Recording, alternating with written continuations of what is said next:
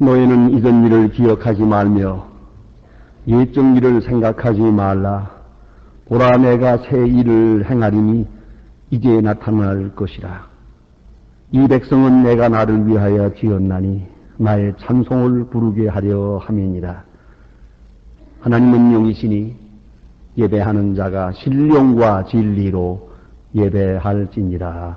아멘.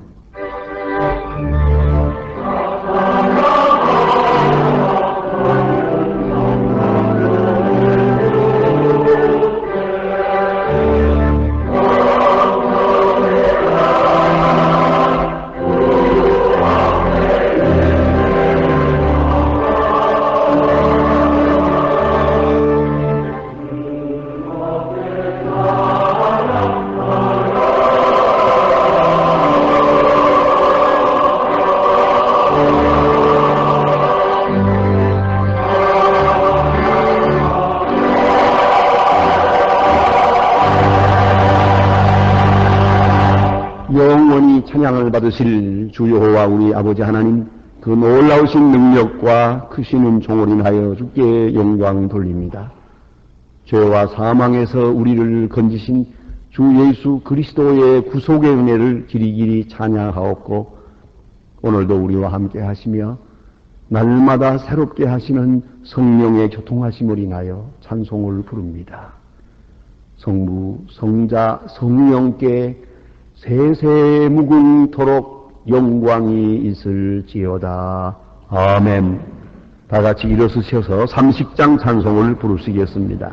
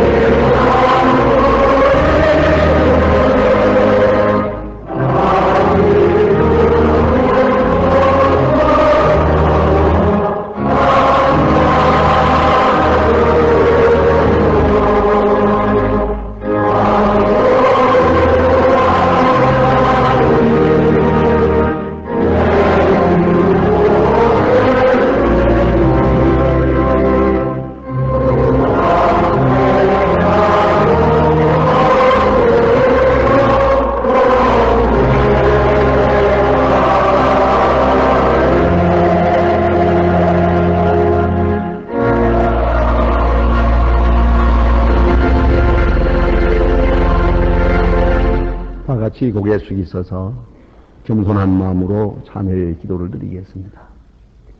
우리 풍성하신 아버지 하나님, 저희들이 주님 앞에 나왔습니다. 죄인임을 알면서도 나왔고 때로는 구제불능한 자기 자신임을 고백하면서도 주님 앞에 나왔습니다. 여기에 주님의 사랑과 은혜가 나타난 줄로 믿습니다. 성령으로 인도하시고 강하게 붙드시사 오늘도 주의 손에 이끌리어 이처럼 주님 앞에 모였습니다. 주님, 우리 기도를 들어주시옵소서. 우리는 주의 말씀을 많이 듣고 배웠습니다. 그러나 들은 대로 행하지 못했습니다. 우리는 주께서 우리를 사랑하심을 알고 있습니다. 그러면서도 항상 방황하며 슬퍼하며 낙심할 때가 많았습니다. 어차피 주의 능력과 권능으로 이 세상은 창조되었고 또 섭리되고 있음을 알고 있습니다. 그러나 그 거룩하신 뜻을 알면서도 오늘 우리는 주님의 말씀을 역행하며 사는 것을 용서하여 주시옵소서. 사랑받으면서 사랑할 줄 모르고 주께서 오래오래 참아주심을 만홀히 여기고 그릇되게 행할 때가 많았습니다. 양심을 떠나 행하고 진리를 떠나 행하고 성령의 감화를 소멸하면서 불의의 길로 갔던 것을 용서하여 주시옵소서. 거룩히 하나님을 찬양하던 입으로 우리는 저주하기도 하며 낙심하기도 하며 비방하기도 했습니다. 성령의 정으로 구별되어야 할 거룩한 마음에 시기와 질투, 끝없는 정욕과 많은 욕심들이 그대로 담겨 있었습니다. 어지러워진 우리의 마음 심령을 주님 앞에 고백하오니 용서하시고 이 모든 악과 허물에서 건져 주시옵소서. 도처의 재난과 전쟁, 기근과 그리고 굶어 죽는 사람들도 많습니다. 이 어려운 세대를 만나서 우리가 해야 할 도리를 다하지 못하고 나 하나의 이기적인 욕심에 끌려 산 것을 용서하여 주시옵소서. 하나님 아버지, 하나님의 자녀답지 못하게 살았고 주의 사명을 지닌 자의 거룩한 길을 옳게 걸어가지 못한 모든 허물과 죄를 자복하오니 깊은 악에서 건져 주시옵소서. 지금은 하나님과 나만이 아는 죄를 생각하며 묵묵히 참회의 기도를 계속합니다.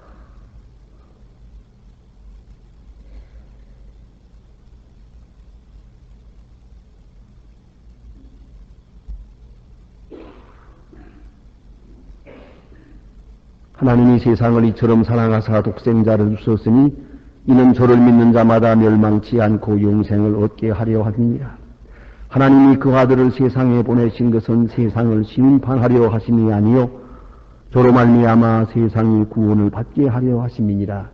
그러므로 주 예수 그리스도 안에 있는 자에게 결코 정죄함이 없느니라. 아멘. 이제는 우리의 신앙을 한 목소리로 고백하오니 전능하사 천지를 만드신 하나님 아버지를 내가 믿사오. 그의 아들 우리 주 예수 그리스도를 믿사오. 이는 성령으로 잉태하사 동정녀 마리아에게 나시고 번지요 빌라도에게 고난을 받으사 십자가에 못 박혀 죽으시고 장사한 지 사흘 만에 죽은 자 가운데서 다시 살아나시 하늘에 오르사 전능하신 하나님의 편에 앉아 계시다가 저리로서 사는 자와 죽은 자를 심판하러 오시리라. 성령을 믿사오며 거룩한 공회와 성도가 서로 교통하는 것과 죄를 사하여 주시는 것과 몸이 다시 사는 것과 영원히 사는 것을 믿사옵나이다. 아멘.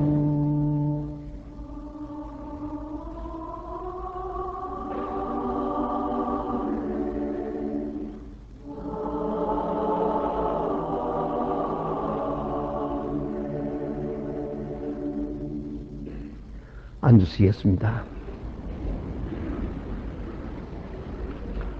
조동문 63번 교도하시겠습니다. 조동문 63번입니다. 성령 강림절을 위한 조동문입니다.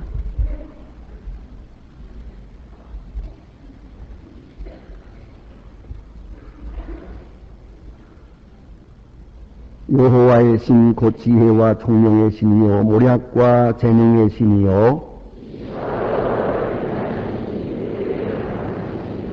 오직 하나님이 성령으로 이것을 우리에게 보이셨으니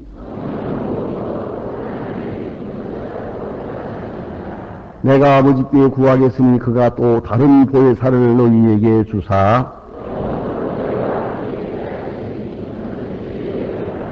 보혜사 곧 아버지께서 내 이름으로 보내실 성령 그가 너희에게 모든 것을 가르치시고 오직 성령이 너희에게 임하시면 너희가 권능을 예루살렘과 온 유대와 사마리아와 땅까지 이르러 내 증인이 되리라 하시니라. 아멘. 이 시간에 우리에게 주시는 하나님의 말씀은 신약 성경 로마서 8장 12절로 17절 말씀입니다. 신약 성경 249면입니다. 신약 성경 249면 로마서 8장 12절로부터 봉독하겠습니다. 이 계시의 말씀을 봉독할 때에 살아계신 하나님의 음성을 다 함께 들으실 수 있기를 바랍니다. 그러므로 형제들아 우리가 빚진 자로 돼 육신에게 져서 육신대로 살 것이 아니니라. 너희가 육신대로 살면 반드시 죽을 것이로되 영으로서 몸의 행실을 죽이면 살리니 무릇 하나님의 영으로 인도함을 받는 그들은 곧 하나님의 아들이라. 너희는 다시 무서워하는 종의 영을 받지 아니하였고 양자의 영을 받았으므로 아바 아버지라 부르짖느니라. 성령이 친히 우리 영으로 더불어 우리가 하나님의 자녀인 것을 증거하시나니 자녀이면 곧 후사 곧 하나님의 후사요 그리스도와 함께한 후사니 우리가 그와 함께 영광을 받기 위하여 고난도 함께 받아야 될 것이니라. 아멘.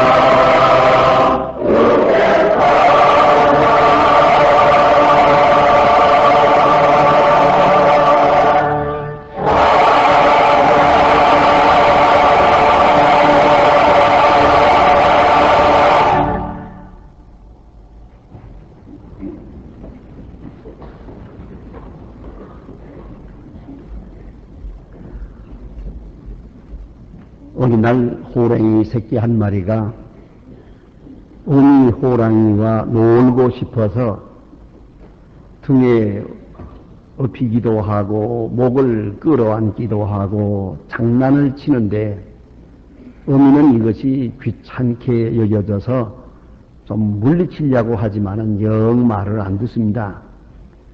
마침내 으르렁대면서 큰 소리를 치고 목덜미를 물려고 했습니다. 깜짝 놀라서 물러서면서 이 호랭이 새끼가 하는 말이 나 호랭이 새끼 맞아? 그러고 물었답니다. 그러니까 그럼 내가 나왔으니 너는 호랭이가 나왔으니까 호랭이 새끼지. 그러나 또 물어봅니다. 호랭이 새끼 맞아? 자꾸만 물어보니까 정말 귀찮아졌습니다. 야, 이 개새끼야.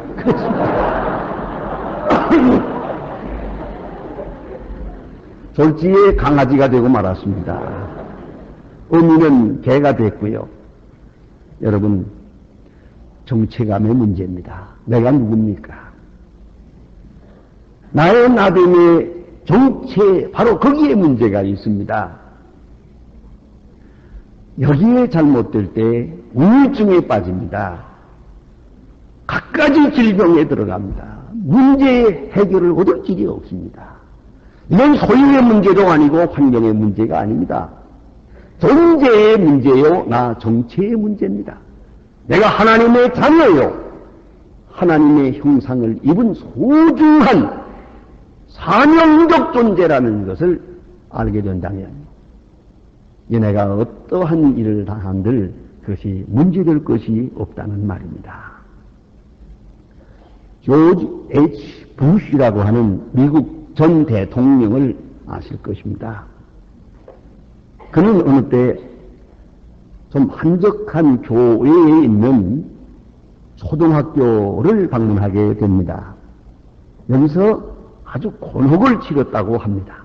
왜냐하면 여기에 꼬마, 초등학교 1학년 되는 꼬마 앤소니 핸드슨이라고 하는 어린아이가 부시 대통령에게 현직으로 있을 때입니다. 할아버지, 대통령 맞아?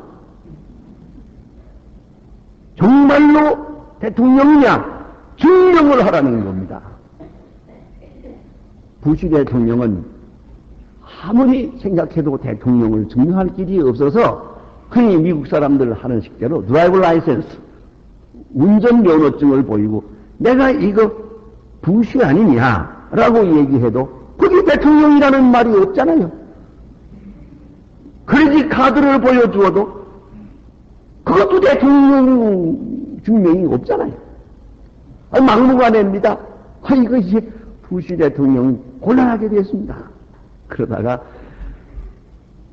교정으로 나왔는데 마당에 나오니까 사방에 있던 그 검은 선글라스를 낀 호위하시는 분들이 와 하고 모여들고 거기에 커다란 리무진 자동차가 서 있고 거기에 타는 걸 보고야 와 진짜다 그랬단 말이에요. 여러분이 하나님의 자녀임을 무엇으로 증명하라는 겁니까? 말하는 거, 행동하는 거, 사는 거, 가치관, 무엇 하나 그리스도인다운 데가 하나도 없는데 말이에요. 이걸 어떤 걸로 그리스도인이라고 증명할 것입니까? 여러분 깊이 생각해야 합니다. 나의 나중이 무엇으로부터 증거될 수 있습니까? 내가 내 자신을 증거하지는 못합니다. 문제는 그 누군가가 그 무엇이 나의 나됨을 증거해 주어야 된다는 겁니다. 오늘 이 성경 말씀에 보면은 로마서 8장 9절에 이렇게 말씀하십니다. 그리스도의 영이 없으면 그리스도의 사람이 아니다 라고 말했습니다. 그리스도의 영이 없으면 그리스도의 사람이 아니다. 미국에 가서 유학을 하고 있는 어느 젊은 목사님이 있었습니다. 그래서 행동을 어떻게 했는지 모르나 그 미국 친구 하나가 그에게 말하기를 당신 크리스찬이요? 기독교인이요? 하고 물었습니다. 그는 대답하기를 우리 아버지가 한국에서 신학대학 총장인데 라고 대답했더니 그 총장과 당신하고 무슨 상관이요? 그는 다급해서 또 말하기를 내가 목사인데 그랬더니 당신 목사라는 직분과 당신이 그리스도인이냐 아니냐 무슨 상관이냐고 이렇게 질문하는데 진땀을 뺐다고 합니다. 사실입니다. 그 직분이 무슨 상관이 있으며 그 족보가 무슨 상관이 있습니까?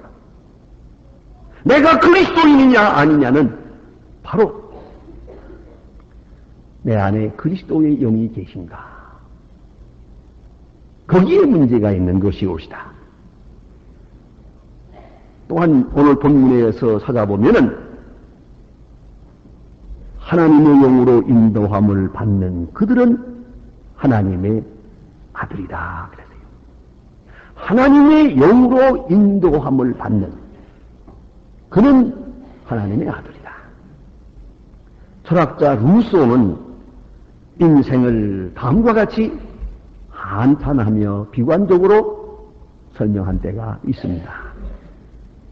보통 사람들이, 대부분의 사람들이 10대는 과자에 움직이고 20대는 연인에 움직이고 30대는 쾌락에 움직이고 40대는 야심에 움직이고 50대는 탐욕에 움직인다고 했습니다. 특별히 명예욕에 노예가 된다고 했습니다. 그래서 가끔 보면은 시골에 면위원 하나 하겠다고 재산 다 트는 사람도 있고 도의원이니 이런 거 하나 하겠다고 아주 나섰다가 망신하는 사람들도 많습니다. 뭘 하나 얻겠다. 이 나이 들면 이래서 주책이요. 명예, 탐욕, 끝없는 탐욕. 그래서 부끄러움을 사는 분들이 얼마나 많습니까? 왜 인생은 이 정도밖에 안 되냐는 겁니다.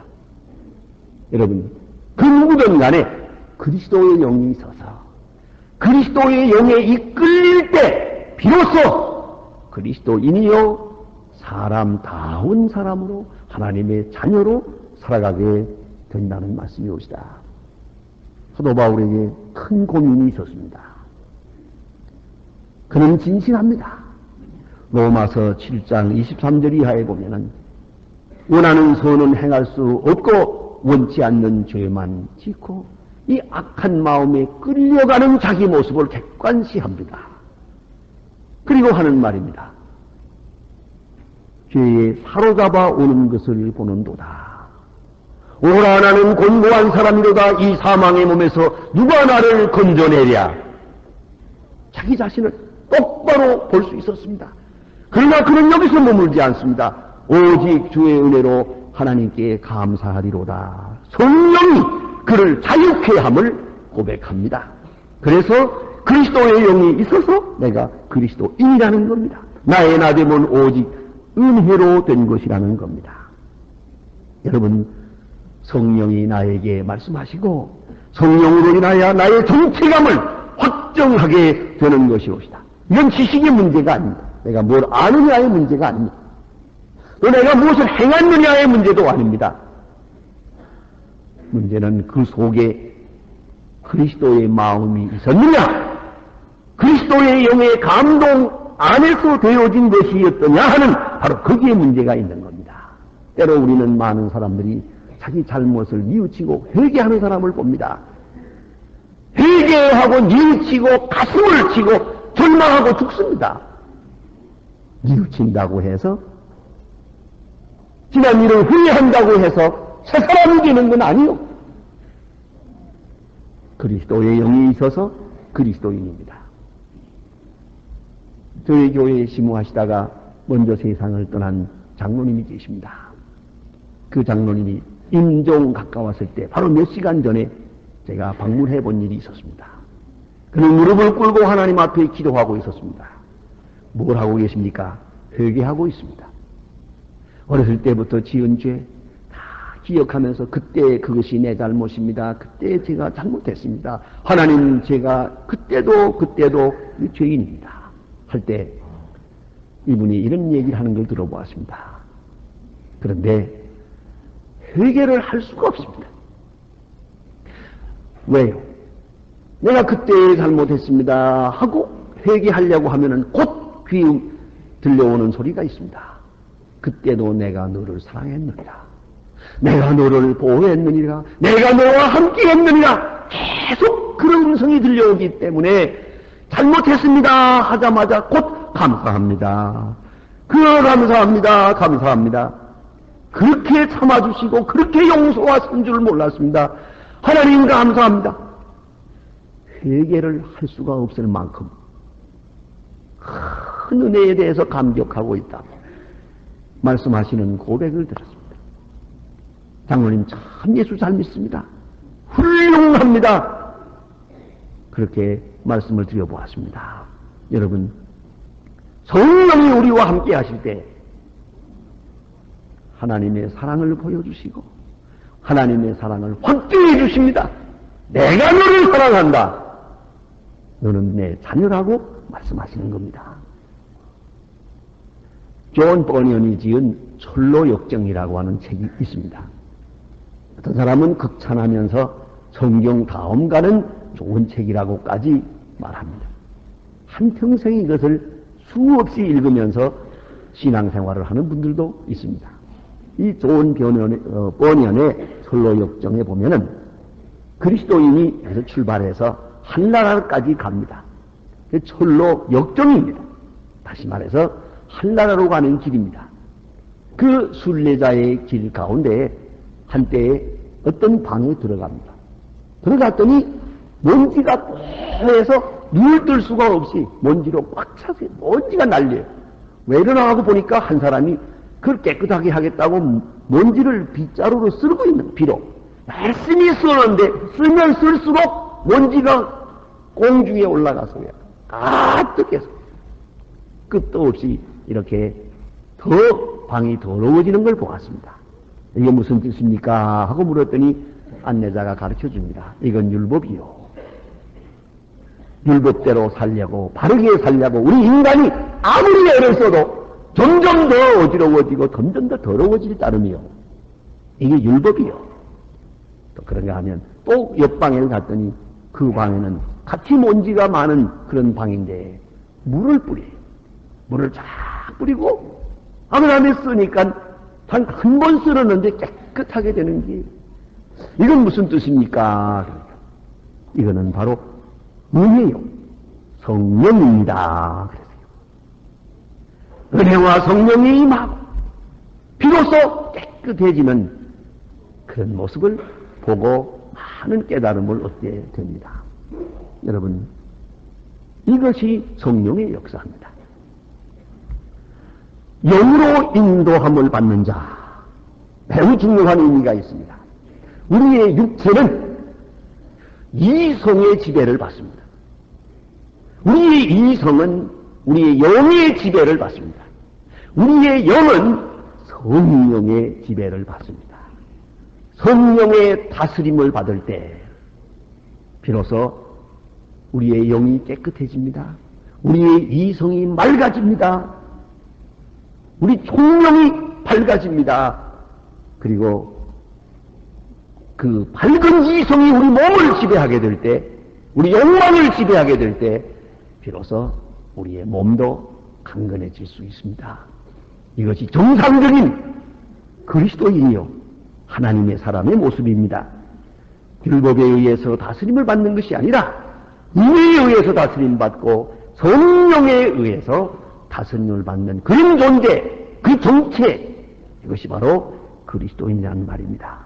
또한 오늘 본문은 이렇게 말합니다. 양자의 영을 받았다.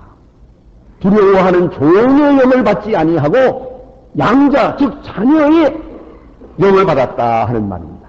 그리고 자녀됨을 계속해서 성령이 확증해 주신다 그랬습니다. 이것은 바로 자유의 영이 오시다. 우리나라의 양자 제도에 좀 문제가 있는 것 같습니다. 이 중국이나 외국에는 양자를 많이 해요. 꼭 내 핏줄기를 해야 되는 거 아니에요. 양자해서 자녀 삼으면 얼마든지 똑같이 자기가 낳은 자녀와 같이 이렇게 자녀 대우를 하고 자녀 노릇도 하고 그래지는 것을 볼 수 있습니다. 근데 비해서 우리는 너무나 핏줄기만 따져요. 그래서 심지어는 자기가 낳는 자녀가 아니라고들 해서 이 아이들을 다 버려서 이걸 외국 사람들이 데려가지 않습니까? 양자를, 아이들, 고아들을 수출하는 아주 부끄러움을 아직도 사고 있습니다. 예. 저는 전남은 비행기를 타고 가는데 한 젊은 부부가 한국에서 양자 하나를 해서 데리고 가면서 그 귀여워 하는데요. 처음에 1시간은 그 어머니가 좀 보더니 그 다음부터는 장한 10시간 동안 가는데 그 아버지가 그 아이를 계속 그렇게 그 우는 아이를 달래면서 이렇게 도와주는 걸 볼 때 굉장하다. 굉장하다고 생각했어요. 우리 아이들은 자 이제 해외를 보냈더니 거기 가서 커가지고도 또 나이 많아가지고도 또 뭐 핏줄기 찾는다고 한국으로 오잖아요. 그 뭐 굉장한 것처럼 소개합니다마는 no, 그게 망조예요. 양자 됐으면 이제 그 집에서 바르게 사는 게 옳지. 뭘 나서 내버린 어머니를 찾아와요. 또 대단한 것처럼 말하지만 이건 유교의 행산이에요. 이것 때문에 우리가 이렇게 분파가 많고 서로서로 분열하는 것이 옳시다. 그럼 양자라는 게 뭐냐? 일단 양자가 되면 전에 있던 그 가족과는 아무 관계가 없습니다. 신분이나 가족 관계를 깨끗이 끊어버리는 거죠. 깨끗이 끊어야 그게 양자예요. 또 하나는 이제 옛날 지배, 그 모든 책임으로부터 벗어납니다.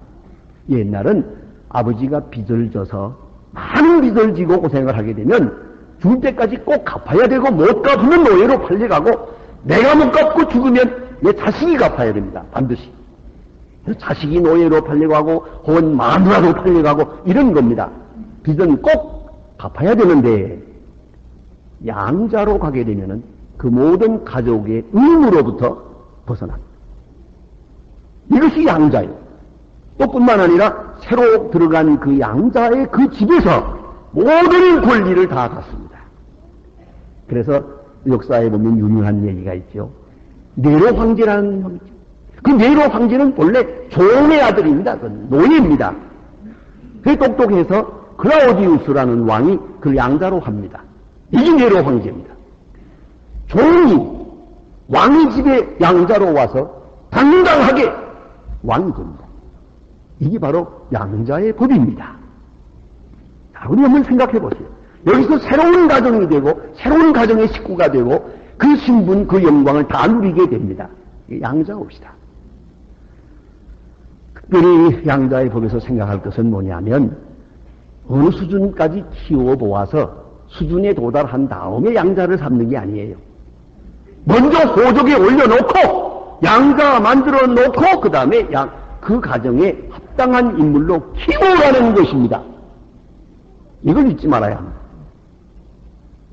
우리가 세상에 아무 집에 자녀가 되었다고 한다면 이것은 고시 보고 하는 게 아니에요. 수준 보아서 호적에 올리는 게 아닙니다. 낳자마자 호적에 올리는 것처럼 양자도 마찬가지입니다. 양자가 먼저 되고 그 다음에 그 신분에 맞는 사람으로 양이 받는 것이옵시다. 어떤 때 아버지가 보니까 형제가 서로 싸우고 있어요. 왜들 싸우느냐 그랬더니 형이 말하기를 이 동생 놈이 아주 못되게 놀아서 그럽니다. 근데 형이 뭐라고 하는 거야, 동생 보고? 너 그렇게 못되게 놀면 아버지가 너 싫어한다. 그래요. 그러니까 이 동생이 하는 말이 내가 못되게 놀긴 하지만 형은 나를 싫어하지만 아버지는 내 편이요. 그러고 대드는 거예요. 아버지는 이때 이렇게 말했습니다.